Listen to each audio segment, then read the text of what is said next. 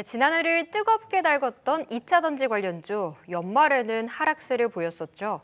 그래도 새해 첫날 들썩이면서 투자자들의 마음을 또 한 번 움직였는데요. 관련 종목 뉴스도 하나하나 살펴보시죠. 올해에도 2차 전지 관련주 기대할 만하다라는 의견이 연말에 정말 많이 나왔던 가운데 그중 유진투자증권은 이 배터리 관련주들 하반 경직성을 보일 수 있는 가격대지만 과거 대비 눈높이는 낮춰야 한다고 주장하고 있습니다. 바로 전기차 관련 산업의 성장이 감속되며 가치평가에 대한 눈높이가 낮아지는 것은 당연하다는 평가에서인데요. 지켜보셔야겠습니다. 시총 2위 LG에너지솔루션 보시면 어제의 상승분을 반납하고 있습니다. 현재 1.2% 하락하고 있습니다. 최근 미국에서 미국 정부의 보조금 대상에서 제외된 한국산 전기차도 리스 등 상업용으로 판매할 경우 보조금 혜택을 누릴 수 있다고 밝혔습니다. 이 소식에 어제 2차 전지 관련주 다시 힘을 받았었는데요. 어제 에코프로 6%의 두드러진 상승을 보였습니다. 오늘은 다른 2차 전지 관련주들은 전반적으로 내리고 있는 가운데 그래도 또 올라주면서 3%의 강세 나타내고 있습니다. 리포트 하나 살펴보시죠. 삼성 SDI의 4분기 영업이익이 시장 예상치를 밑돌 전망입니다. 그래도 BMW향 젠5의 출하가 확대되면서 실적 성장이 가능할 것으로 보인다는 리포트가 나오고 있는데요. 삼성 SDI 어제는 빨간불을 켜내줬지만 오늘은 하락하고 있습니다. 그렇지만 외국인 순매수는 지속되고 있는데요. 현재 60만 원에 거래되고 있습니다. 지금까지 2차 전지 관련 뉴스 알아봤습니다. 네, 2차 전지 전기차 수요에 대한 전망이 엇갈리고 있지만 여전히 업계에서는 전기차 수요 견고할 것이다 이런 분석이 나오고 있습니다. 어떤 시각으로 봐야 될지가 지금 관건인 것 같은데 일단은 전기차 하면 뭐 세액공제라든지 보조금 생각해야 될 게 많잖아요. 네. 차장님께서는 올해 2차 전지 특히 전기차 수요가 어떻게 흘러갈 거라고 보십니까? 전기차 뭐 당연히 잘 팔릴 겁니다. 아직까지 전기차의 전체적인 시장에서 자동차 시장에서 전기차의 점유율이 아직 10% 안 됩니다. 근데 올해 이제 13% 정도까지 연말에 이제 예상이 된다라고 하고 그거 이제 점차 계속 늘려 나가지겠죠. 근데 이제 문제가 뭐냐면은 지금부터는 이제 전기차 성장률은 뭐 당연히 성장한다는 거는 뭐 다들 그냥 그렇게 받아들일 텐데 그 성장률의 기울기에 우리가 좀 이제 민감해져야 될 수도 있겠구나라고 생각을 합니다. 왜냐면은 자, 전기차가 2022년도에 100대가 팔렸습니다. 100대가 팔렸던 게 2023년도에 300대가 팔리면은 3배가 성장을 한 거죠. 2배가 아니라 3배가 성장을 한 건데 근데 2024년도에 300대 팔렸던 게 그게 600대가 팔리면은 거기서는 3배가 성장한 게 아니라 2배 성장했다라고 보여지게 됩니다. 즉 성장률의 기울기가 이제 조금 어떻게 보면은 가파랐던 게 얕아지거나 조금 둔화가 된다라고 하면은 거기에서 아마 전기차 성장에 대한 뭐 의구심 뭐 이런 것들을 좀 이제 어떻게 보면은 딴지를 걸면서 전기차 종목에 대한 어떻게 보면 그 상승 탄력이나 이런 것들을 좀 제한을 할 수가 있는데 뭐 그런 상황 속에서 지금 전기차 대장 역할을 하고 있는 테슬라까지도 지금 성장성의 그 가속도에 좀 의문을 품는 그런 지금 수치들이 나오고 있었죠. 뭐 심지어 회사가 제시한 그 목표치에도 좀 미달하는 그런 숫자가 나오면서 전기차 관련된 종목들을 좀 하락으로 좀 이끌고 있는데 지금부터는 이제 전기차 성장률의 기울기에 좀 민감해져야 되고 그 전기차 종목들 2차 전지 종목들 안에서도 이제 관련주들 중에서 그 성장률의 기울기가 다른 것들이 조금 둔화가 된다라고 하더라도 성장률의 기울기를 계속 가파르게 이어나갈 수 있는 종목들에 대한 선별적 접근이 필요하다라고 생각을 합니다. 차장님께서는 전기차 시장 성장은 뭐 당연하지만 그 성장의 기울기를 잘 봐야 된다. 약간은 좀 보수적으로 바라보고 계신 것 같습니다. 그렇기 때문에 안 그래도 지금 시장이 종목별 장세로 가고 있지 않습니까, 대표님? 그 속에서 네. 옥석을 잘 가려야 된다. 이런 뜻으로 해석이 되고 있는 것 같은데 대표님의 의견도 2차 전지 전반적인 전략 들어볼게요. 지금부터 봐야죠. 지금부터 봐야 지금 된다. 봐야죠. 네. 왜냐하면은 올해 안 좋을 게 작년에 다 반영이 됐다고 생각하고 있고요. 주가는 전 고점 대비해서 상당 부분 많이 빠져 있는 과매도 국면에 진입하고 있습니다.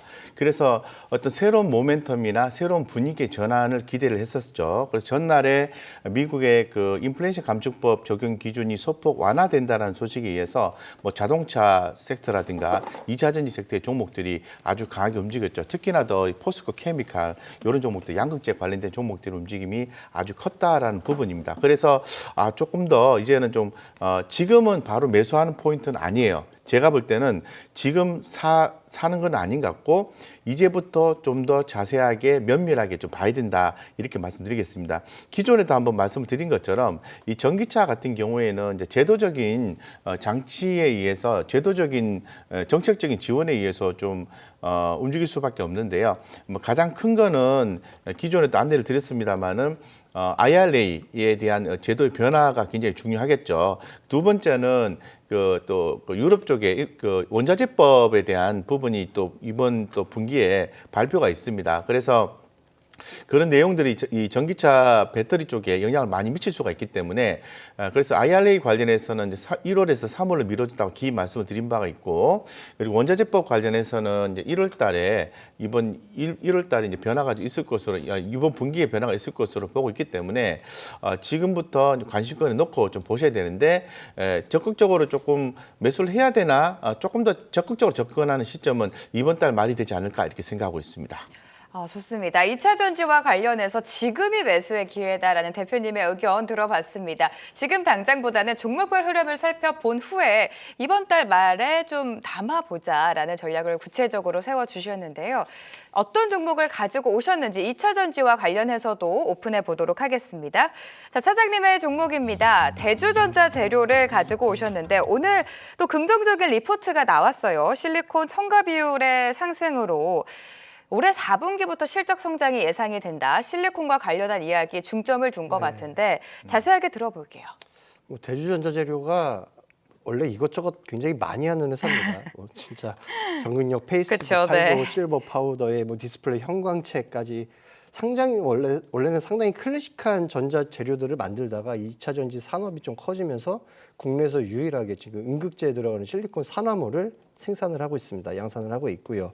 어제 공시가 하나 나왔었죠. 이 실리콘 음극재 생산 설비 증설을 위한 568억 정도 되는 투자를 한다라고 했는데 이게 일단은 이 568억 한 방으로 다 끝나는 게 아니고요. 이 투자는 일단 기반공사 그냥 뭐 안에 그 기초공사를 위한 투자이고 아마도 공장이 완전히 다 기존 예상 캐파대로 완공될 때까지는 추가로 한 2,100에서 2,500억까지 더 추가적인 자금 투입이 아마 필요할 겁니다. 혹시나 이것 때문에 뭐 돈을 뭐 대출받아 빌리면은 땡큐지만 그게 아니라 어떤 뭐 유상증자나 이런 것들이 혹시나 있을 수 있는데 뭐 그거는 그냥 혹시나 하는 그런 우려이고요.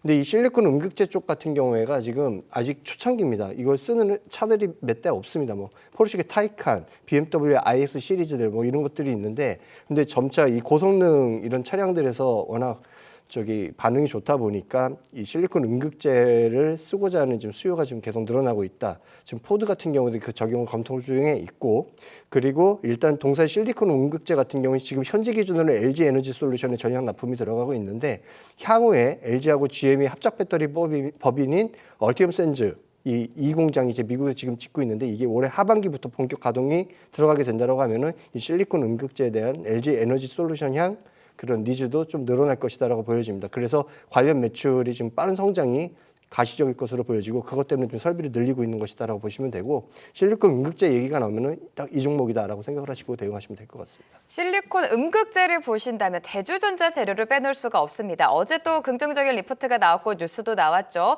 꼼꼼하게 확인해 보시면 좋을 것 같고요. 대표님의 종목까지 만나보도록 하겠습니다. 자, 2차 전지와 관련해서 오늘 가지고 오신 종목입니다.